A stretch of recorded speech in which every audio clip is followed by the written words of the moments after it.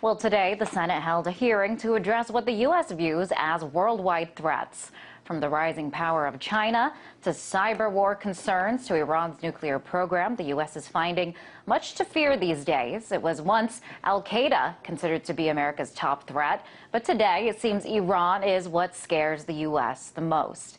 This despite Iran and even top U.S. military leaders coming out and saying the country is not building a nuclear bomb. So what is behind all this fear-mongering going on today? Well, Ray McGovern, former CIA analyst, joins me now. Welcome to the show, Ray. So the number one fear in the U.S. today seems to be Iran. You know, from our government leaders to the GOP presidential candidates, we're seeing these debates. It's almost like a competition of who can be tougher against Iran. So, I mean, do you think that these fears are justified? They're not. It's a synthetic stoking of fear. And you use the word synthetic, meaning they're made up. Elaborate. It's manufactured.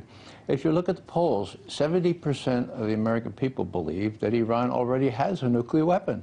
That's exactly the same percentage of people in 2002 who were persuaded by what I call the fawning corporate media to believe that Saddam Hussein was working on a nuclear weapon. It's bizarre.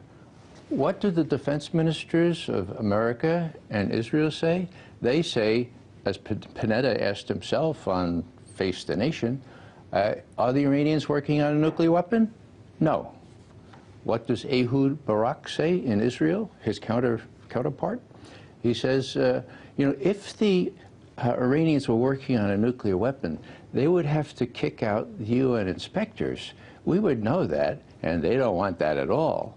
They are not working on a nuclear weapon. They have not yet decided to do so. So the facts are that the two defense ministers, both intelligence agencies, say, the way they say it is, they have not yet decided to do a nuclear weapon. Well, that means that they're, I mean, simple English means they're not working on a nuclear weapon. Now, Clapper,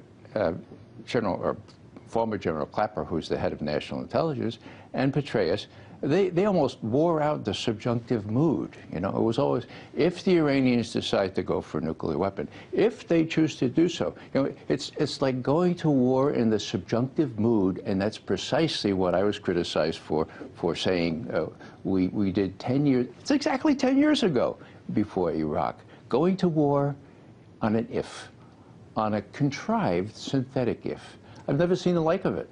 Now, you said earlier, 70% of Americans believe Iran currently already has a nuclear bomb. I mean, what could be behind that misconception? Well, I mean, something that is totally not factual. Really good question. You have to take 5 steps back and say, what is this all about?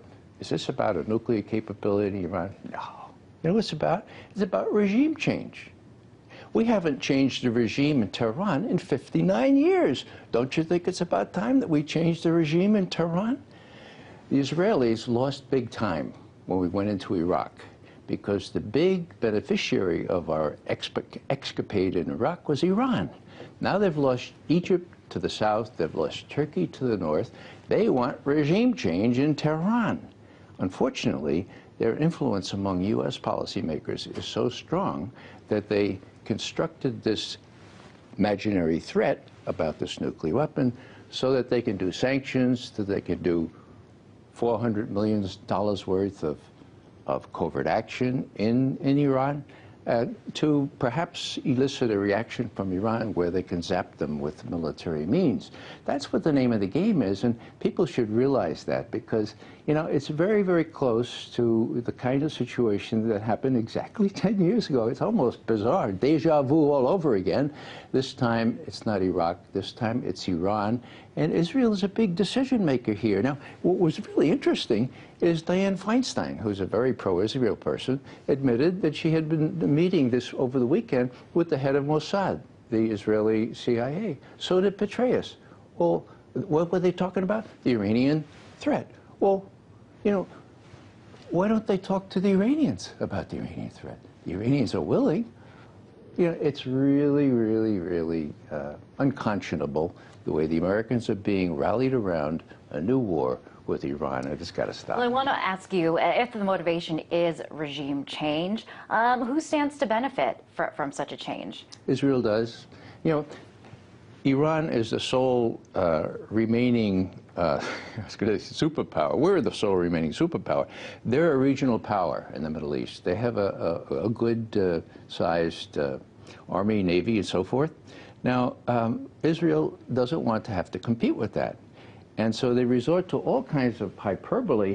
Here's Haaretz, the relatively progressive Israel newspaper, saying that President Shimon Peres said today that Iran is not only seeking regional, but, quote, even global hegemony. Iran wants to be king of the world. You know, that's hyperbole on steroids. We ought to recognize it as that. We ought to put it in perspective. If the Israelis want us to zap the Iranians to get rid of the regime that's in power, the American people should know that before they send their sons and their daughters into war with Iran. Absolutely. Americans should be as informed as possible before making such a big decision as going to war. You know, we have heard from high-level military leaders, even here in the U.S., that Iran does not have a nuclear weapon. So why don't we hear more talk about this? Well, I think it has to do with who controls the media. The media is controlled by what President Eisenhower called the